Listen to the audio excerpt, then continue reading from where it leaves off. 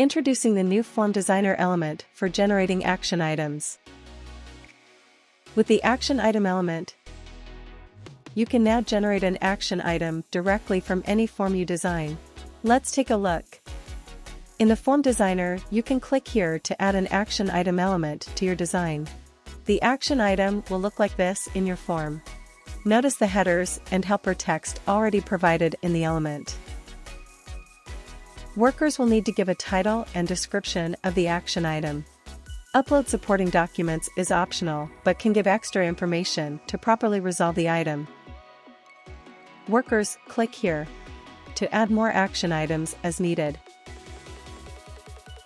For every one they add, an action item is created and started in the corrective action workflow found here, in the My Task section of the software.